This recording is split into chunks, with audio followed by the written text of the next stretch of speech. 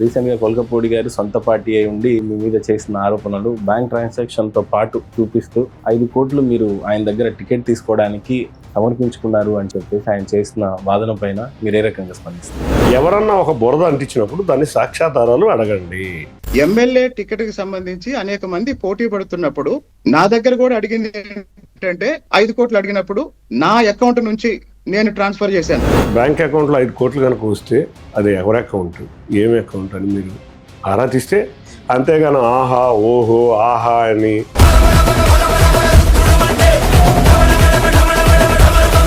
సొంత అన్నయ్య మీదనే అంత గట్టి ఆరోపణలు చేయటం, అన్న మీద వచ్చినటువంటి ఈ విజయాన్ని సంతోషంగా భావిస్తున్నారా లేకపోతే బాధ్యతగా భావిస్తున్నారా? దేశం గర్వించదగ్గ నాయకుల్లో ఒకడైన చంద్రబాబు నాయుడు గారిని ఏ రోజైతే అగౌరవంగా మాట్లాడటం మొదలుపెట్టాడు, ఇక్కడ సీట్లు అమ్ముకుంటాడు, ఆ డబ్బులు పోగు చేసుకుంటాడు, అవి పోగు చేసుకుని మోటాములు సరుకుని యాక్షన్ అయిపోయిన తర్వాత తన సొంత రాష్ట్రం తెలంగాణ వెళ్ళిపోవడానికి ఇవన్నీ చేస్తున్నాడు. ఏ రోజు వైసీపీని విమర్శించలా, ఏ రోజు జగన్ని విమర్శించలా, కానీ చంద్రబాబు నాయుడు గారిని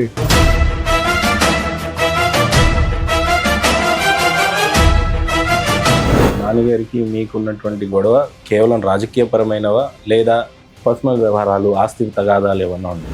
కేసినేని నుంచి మేమిద్దరం విడిపోయి 20 సంవత్సరాలు, కానీ సహించలేని తత్వం.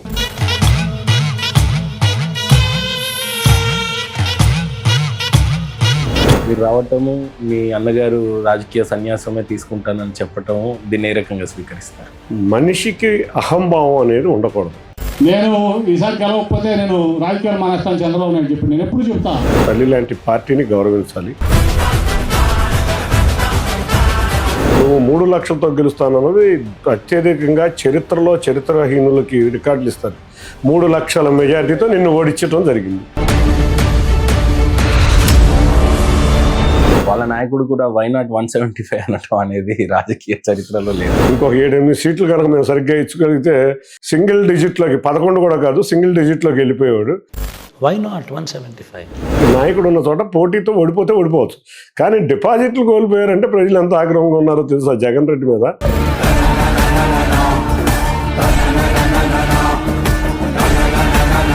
ఇటువంటి దౌర్భాగ్యులు అందరూ తయారయ్యారు కాబట్టి రాష్ట్రం ఇంత ఇబ్బందికర పరిస్థితిలో ఉంది.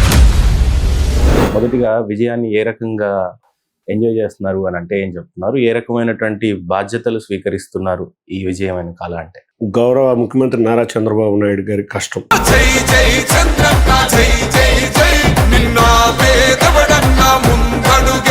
నారా లోకేష్ గారి యువగళం పాదయాత్రలో వారు చేసిన కష్టం,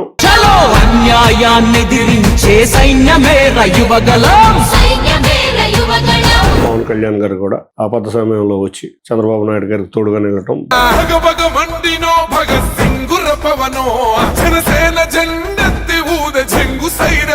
ఇక నా వరకు విషయానికి వస్తే విజయవాడ చరిత్రలో ఎప్పుడూ లేని రికార్డు విజయం అన్ని వర్గాల వాళ్ళు అందించారు.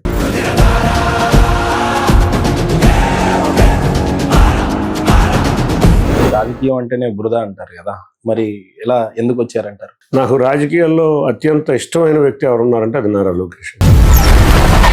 అత్యంతగా గౌరవించే వ్యక్తి నారా చంద్రబాబు నాయుడు. అటువంటి వ్యక్తులు అధికారంలో ఉండాలని కోరుకుంటా రాజకీయాల్లోకి రావడం జరిగింది.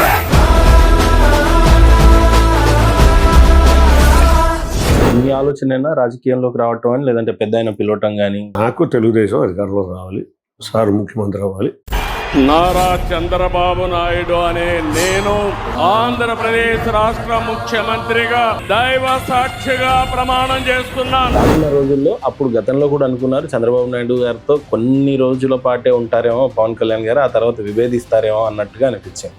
ఇప్పుడు రానున్న రోజుల్లో ముఖ్యమంత్రిని చేయాలన్న లోకేష్ గారిని కూడా ఈయనే అడ్డుగా ఉన్నారు అన్నట్టు వాదనలు వినిపిస్తా ఉన్నాయి. గౌరవ ముఖ్యమంత్రి గారు అత్యంత ఇంపార్టెన్స్ పవన్ కళ్యాణ్ గారికి ఇస్తారు. పవన్ కళ్యాణ్ గారు అత్యంత గౌరవంగా నేను నేర్చుకోవాలి చంద్రబాబు నాయుడు గారి దగ్గర అని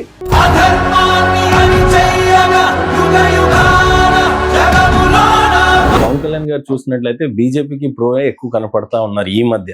ఎప్పుడు చూసినా మాలలో ఉండటం కానీ, సనాతన ధర్మం గురించి విమర్శించే పద్ధతి కానీ బహిరంగంగానే జరుగుతా ఉంది. ఒక్కటండి, పవన్ కళ్యాణ్ గారు సనాతన ధర్మం గురించి మాట్లాడిన ఏ రోజు కూడా కులమతాలని వేరుగా చూసే వ్యక్తి కాదు. Islam, I respect Christianity, I respect Sikhism and all the other dharmas. బీజేపీకి సనాతన ధర్మానికి సంబంధం అని నేను అనుకోవట్లేదు.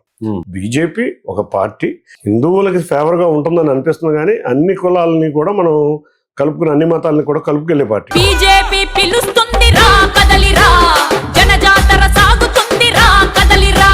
కొత్తగా టెంపుల్లో కూడా చాలా భవనాలు కూడా కట్టడం, పార్కింగ్ అని ఇవన్నీ జరిగినాయి. రానున్న రోజుల్లో ఇంకా మీకున్న ప్రణాళికలు ఏంటి?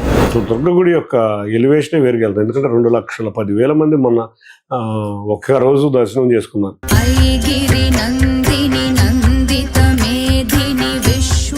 నేను చిన్ని గారికి వ్యక్తిగతంగా కనకదుర్గమ్మ వారికి ఉన్న అనుబంధం ఏ రకమైనది అంటే మీరేం చెప్తారు? నేను ఒక ఎంపీని అవడం అది నా అదృష్టం. అమ్మవారి ఆశీస్సులు కావచ్చు, తిరుపతి వెంకటేశ్వర వారి ఆశీస్సులు కావచ్చు, అన్నిటికన్నా ముఖ్యంగా మా అధినేత యువనేత ఆశీస్సులతో అయ్యాను.